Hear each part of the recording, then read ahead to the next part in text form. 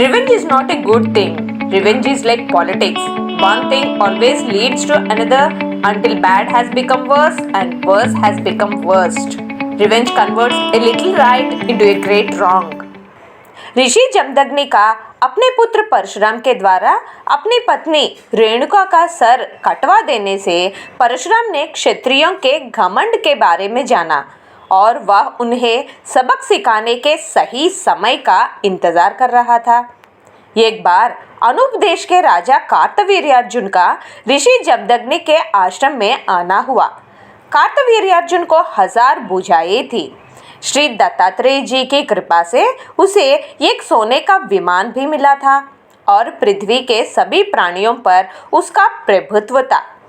उसके रथ की गति को कोई भी रोक नहीं सकता था। उस रथ और वर के प्रभाव से वीर देवता, यक्ष, ऋषि और सभी प्राणी उससे पीड़ित हो रहे थे। परशुराम की अनुपस्थिति में कार्तवीर्यार्जुन ऋषि जमदग्नि के आश्रम आए और वहां उसने यज्ञ और उसके बछड़े को देखा। परशुराम आने के पहले ही कार्तवीर्यार्जुन जबरदस्ती उस धेनु के बछड़े को अपने साथ ले गया और आश्रम परिसर को भी अस्त व्यस्त कर दिया।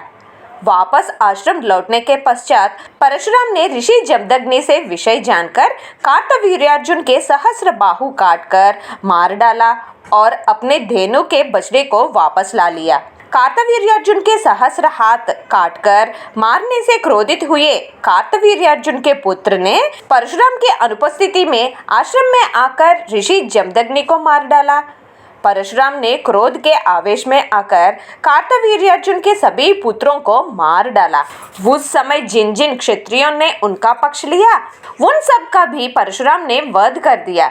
इस प्रकार 21 बार परशुराम ने पृथ्वी को क्षत्रियहीन कर दिया और उनके रक्त से समंत पंचक क्षेत्र में 5 सरोवर भर दिए।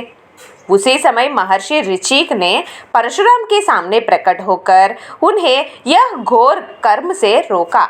फिर परशुराम को कुछ दिन पश्चात श्रीराम और सीता स्वयंवर के समय पर श्रीराम शिव धनुष तोड़ने से आए आवाज सुनकर ये किसी क्षत्रिय का आयुध का आवाज समझकर तुरंत अपने आयुध के साथ श्रीराम के पास गए और जनक महाराज के महल में श्रीराम को उनके साथ युद्ध के लिए ललकारा।